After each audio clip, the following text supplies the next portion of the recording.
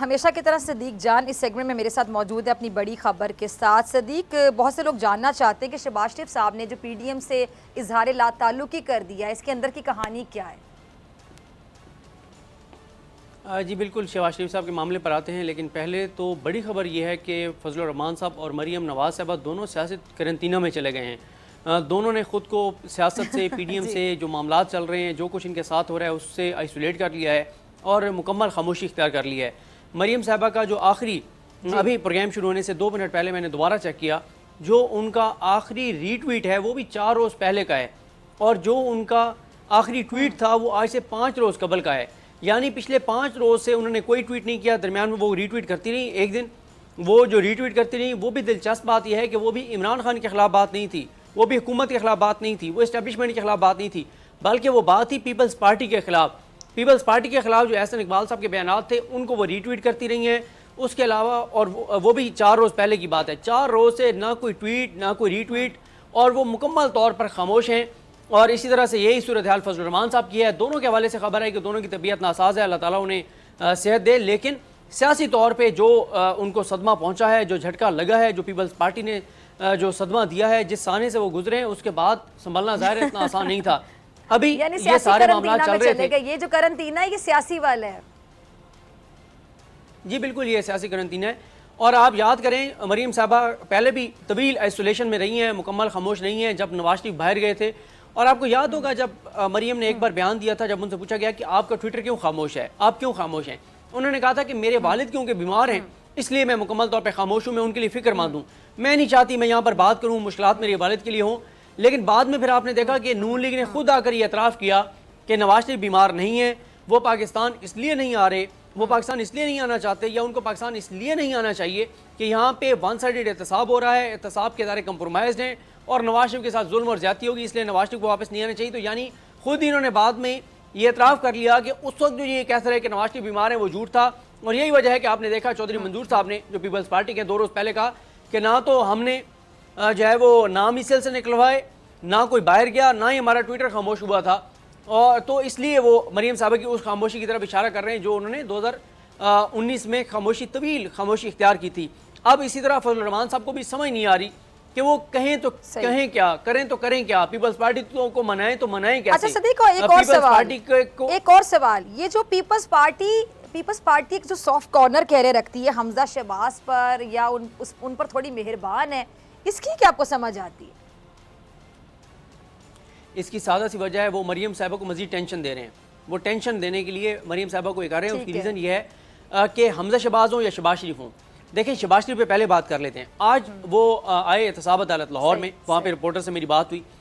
Reporter نے ان سے پوچھا کہ سر پی ڈی ایم کے بارے میں آپ کیا کہیں گے، مریم اور مولانا فضل الرحمان، انہوں نے کوئی کومنٹ نہیں کیا، انہوں نے نظر انداز کیا، انہوں نے کہا کہ مجھ سے تو جیل کا پوچھو، میں تو جیل سے آتا ہوں، مجھے کیا پتا باہر کیا ہو رہا ہے۔ اور بتانے والوں نے بتایا کہ بڑے تضحیق آمیز لہجے میں انہوں نے کہا کہ میں ان کے اوپر مریم اور مولانا پہ بات نہیں کروں گا۔ پھر ان سے پوچھا کہ نہ اس تبدیلی کی بات ہو رہی ہے پنجاب میں، انہوں نے کہا یار مجھے کیا پتا، میں تو عدالتوں میں اپنی سوائیاں دے رہا ہوں، مجھے کیا پتا باہر کیا ہو رہا ہے۔ یعنی شہباز شریف نے اظہار لا تلقی کر دیا ہے پی ڈی ایم سے، مریم اور مولانا سے، وہ ان پر تبصرہ نہیں کرنا چاہتے، وہ ان پہ کومنٹ نہیں کرنا چاہتے، اور یہی صورتحال حمزہ کی ہے۔ مریم جب سے سیاسی آئسولیشن میں گئی ہیں، سیاسی قرنطینہ میں گئی ہیں،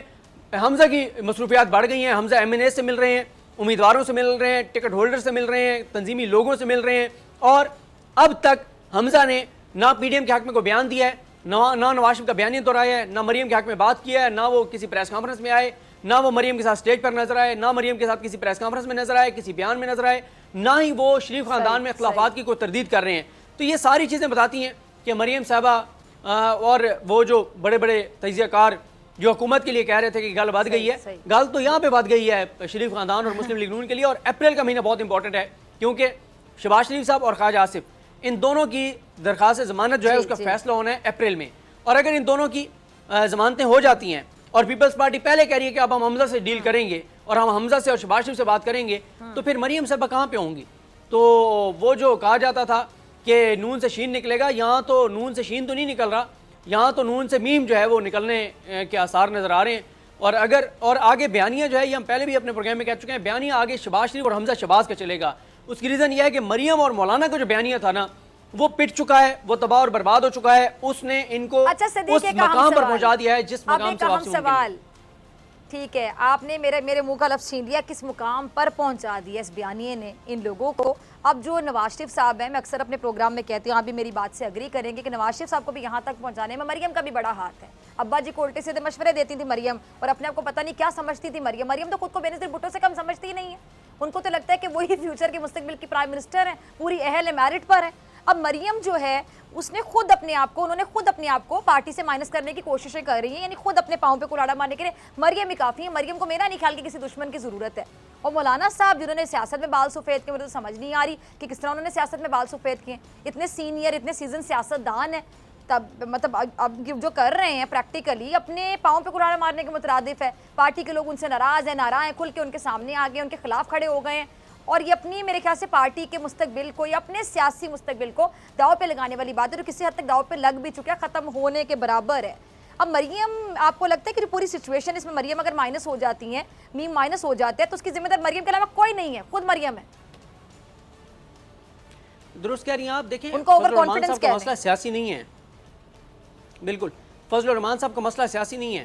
فضل الرحمان صاحب کا مسئلہ ہے وہ جو انہوں نے مذہبی موقف اپنایا تھا، جو انہوں نے جہاد ڈکلیئر کیا تھا، جو انہوں نے یہاں سے واپسی کو گناہ کبیرہ ڈکلیئر کیا تھا. اور جو مریم کی بات ہے، دیکھیں مریم کو پتا تھا، اور مریم نے ٹھیک ہے اپنے والد کو اس مقام تک لائی ہیں، لیکن ان کے والد کا یہ بیانیہ تھا، انہی کا ایجنڈا تھا کہ پاکستان کی فوج کو کمزور کرنا ہے، پاکستان کے عوام کو پاکستان کی فوج کے خلاف کرنا ہے، پاکستان کے عوام اور افواج پاکستان میں خلیج پیدا کرنا ہے، نفرتیں بڑھانی ہے، پاکستان کے اداروں کو کمزور کرنا ہے، پاکستان کو بلیک میل کرنا ہے. اور سب سے بڑی بات یہ ہے ڈاکٹر صاحبہ، جس بات کو دیکھ کر دکھ ہوتا ہے شدید، کہ یہ وہ لوگ ہیں جو کہتے ہیں اگر ہم نہیں تو یہ ملک ہی خدا نہ خواستہ نہ رہے. بڑے آرام سے بیٹھ کے کہہ دیتے ہیں کہ جی ایک بار پھر ملک ٹوٹ جائے گا. بڑے آرام سے کہہ دیتے ہیں کہ ہم پاکستان کھپے کا نعرہ نہیں لگائیں گے، ہم پاکستان فوج زندہ باد کا نعرہ نہیں لگائیں گے. تو یہ سب سے زیادہ افسوسناک پہلو ہے کہ آپ کو اپنی جماعتیں، اپنے لیڈر، اپنی کرپشن، اپنا پیسہ، اپنی لوٹ مار، اپنے مفادات اتنے عزیز ہیں کہ اس کے لیے آپ پاکستان کو برا بھلا کہنا شروع کر دیتے ہیں.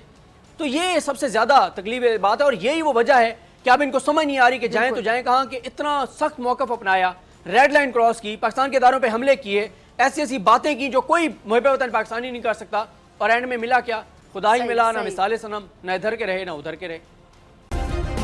سبسکرائب کریں اور بیل دبائیں تاکہ کوئی خبر رہ نہ جائے.